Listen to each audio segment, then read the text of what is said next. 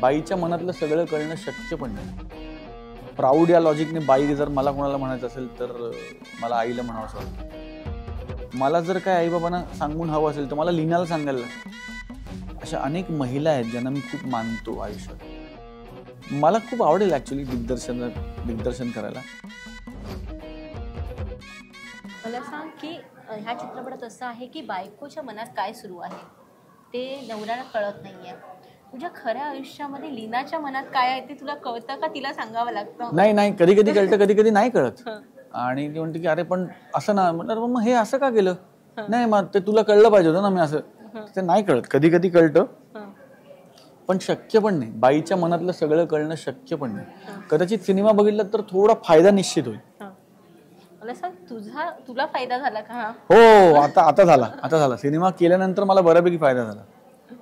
मला सांग, आपण बाईक हे म्हणजे उद्गाराचे शब्द वेगवेगळ्या पद्धतीने म्हणजे प्राऊड म्हणून वापरतो किंवा एक तू काय केलंस म्हणून. तर मला सांग, तुझ्या आयुष्यात ती बाईक प्राऊड म्हणून कोण आहे? माझी आई आहे. कारण ज्या पद्धतीने तिने आमचं घर सांभाळलंय, ज्या पद्धतीने तिने बाबा, त्यांचं समाजकार्य, लोकांचं येणं जाणं, उठणं बसणं, नातेवाईक, ज्या पद्धतीने ती बाबांच्या खांद्याला खांदा लावून इतके वर्ष बाबांबरोबर उभी आणि बाबांच्या सगळ्या चांगल्या वाईटात ती आहे.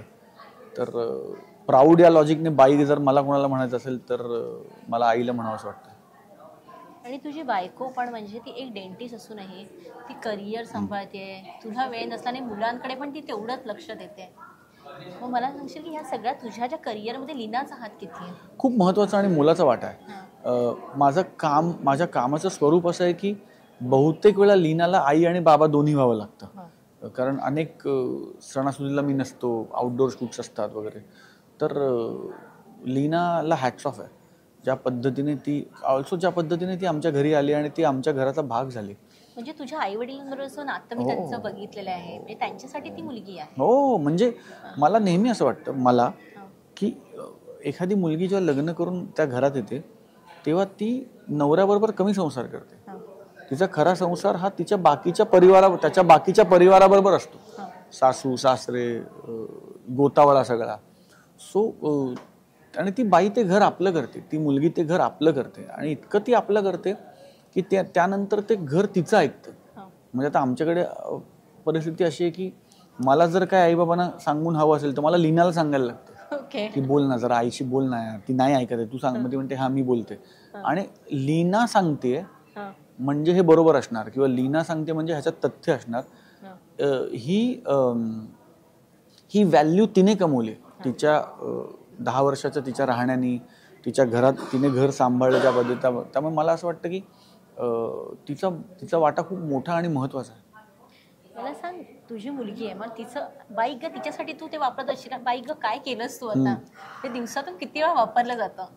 नाही, कमी. मायरा फारच कमाल आहे. मायरा कंप्लेंट करायची वेळ जाणार. तुला खोटं वाटेल, तिला सकाळी शाळेला उठवलं नाही तर ती चिडते की माझी शाळा कशी बुडली, मला शाळेत जायचं होतं, मला प्लीज शाळेत पाठवा.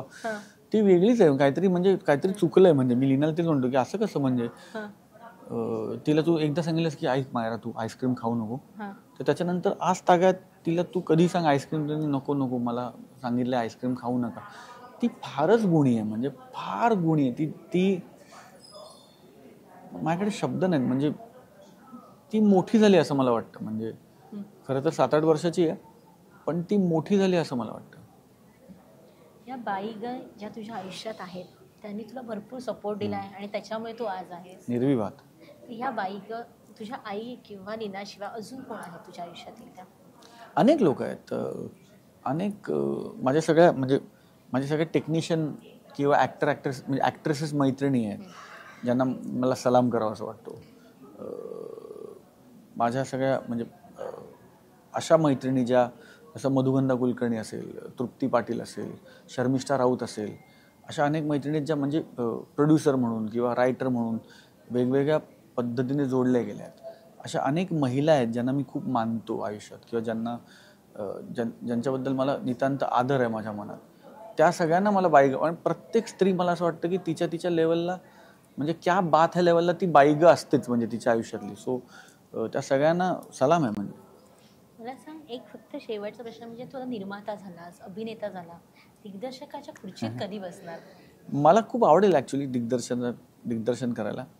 पण मला नेहमी असं वाटतं की म्हणजे निर्माता होणं पण हा एक कॉलिंग आहे. हो. ते आतनं यायला पाहिजे आणि ते व्हायला पाहिजे. तसंच जेव्हा असं वाटेल एखादी गोष्ट जेव्हा मला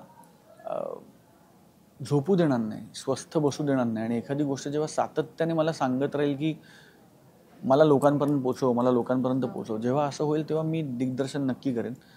पण त्याचा अट्टहास नाही की दिग्दर्शनच करायचं असा माझा अट्टहास नाही. मला या माध्यमाशी जोडलेलं राहायचं आहे. मग अभिनेता म्हणून राहीन, निर्माता म्हणून राहीन, दिग्दर्शक म्हणून राहीन.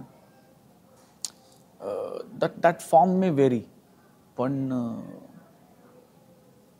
when the right time comes I'll direct. तुला तुझ्या बाईगा या चित्रपटासाठी खूप साऱ्या शुभेच्छा. Thank you.